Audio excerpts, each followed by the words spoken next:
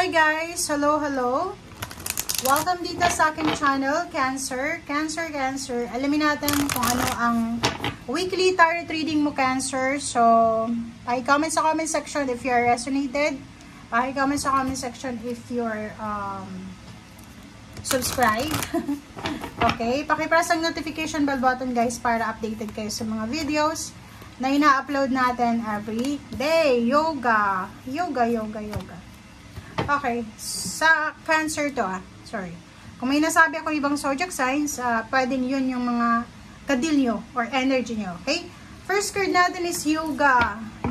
So, yung yoga, yung mga tao na hindi naman nag-yoga, ay posibleng tungkol to sa pagre-relax, okay? Pagpapahinga, paghiga, pagtulog, pag-upo, paglalakad sa nature, pamamasyal, parang ganun. So, Cancer or meditation. So, this week, sinasabi sa'yo ng barahan na kailangan mong magpahinga.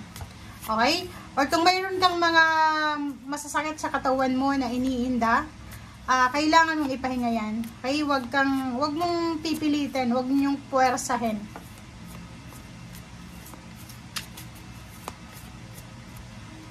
Okay, next is support. Tignan natin. Ano pa ba, Cancer? And children. Okay. Cancer. Unahin natin dito yung support.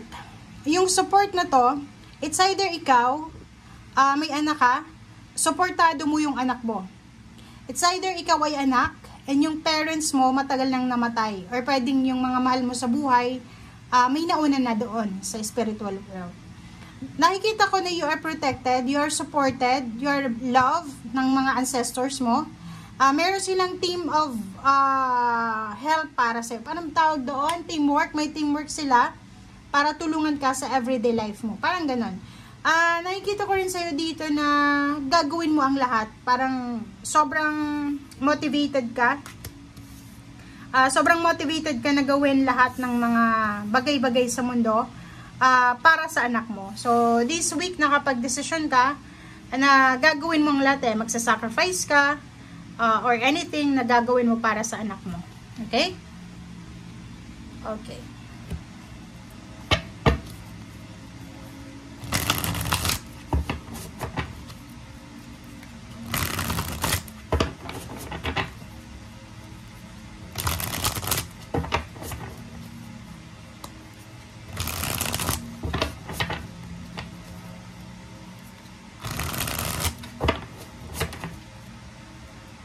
Okay. Cancer.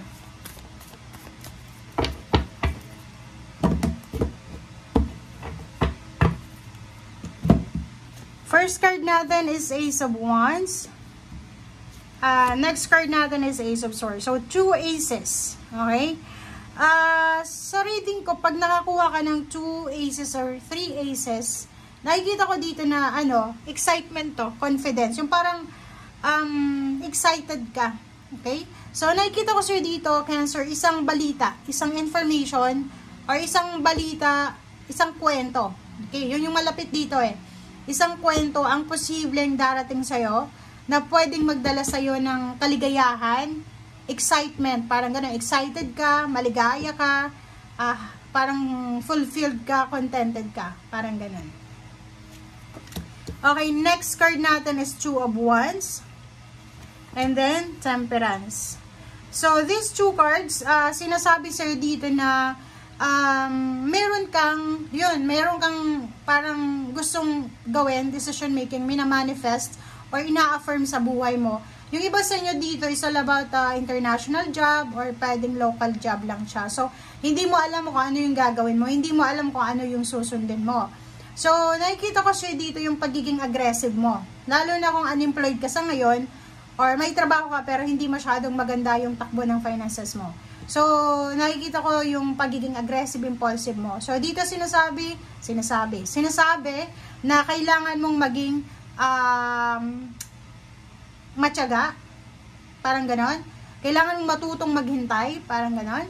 Wag kang magmamadali. Okay.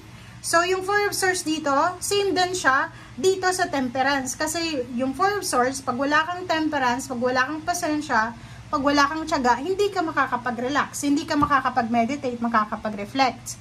So, this week sinasabi sa'yo na huwag kang masyadong magmadali. As much as possible, bawat actions, bawat galaw mo is kailangan mong mag-isip. Ipahinga mo yung isip mo, pag-isipang mabuti, bago ka gumawa ng action. Okay? So, the tower, diba? Sinasabi sir dito na once na hindi ka nakapag-isip tapos arangkada ka lang ng arangkada, shoot ka lang ng shoot ng kung ano man siya, talagang pagsisisihan mo yan sa bandang huli. Pwedeng ma-distract yung plano mo or pwedeng masira yung foundation mo. Okay? So, 8 of Swords, nakikita ko na sa linggong ito, siguro hindi ka pa makakapag-desisyon. Kung ano man itong gagawin mo, yung decision making mo dito is nakahang pa. Okay? So, paki-comment sa comment section, Cancer, ko ano to? Ano ba yung gusto mong gawin? Pagta-travel ba to sa ibang bansa? Paglilipat ba to ng tirahan? Paglipat pa to ng career or business? So, nakikita ko na nakahang pa to. Hanging pa yung decision making mo. Or it's either naghihintay ka ng promotion, salary increase, or relocation. Nakikita ko na hanging pa siya. Hindi pa siya sigurado. Okay? 3 of Wands, siguro kailangan mo pang maghintay ng 3 weeks. 3 months, 3 days, parang ganon, para makapag-isip. So, yung 2 of Swords dito, sinasabi na, yung pagyaman natin, pag-improve, pag-progress ng buhay natin, hindi natin yan makukuha sa agresibong paraan. Okay? So, yung 2 of Swords na to, sinasabi sa'yo na, kung nandun ka sa crossroad, kung nandun ka sa sitwasyon na hindi mo alam kung anong gagawin mo, make it parang simple na, wag mo na munang ituloy.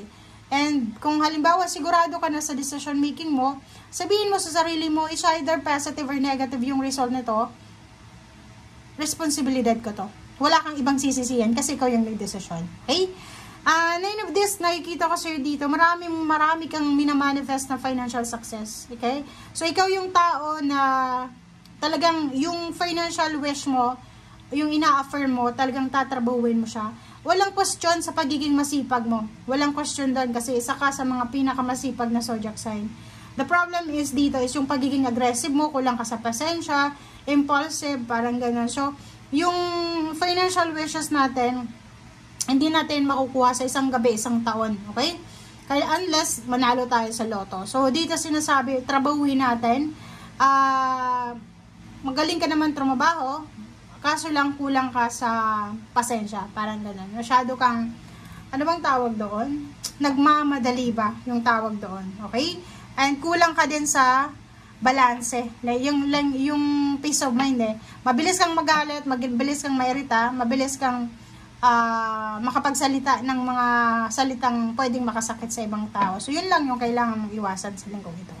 Okay? Thank you guys for watching. Bye!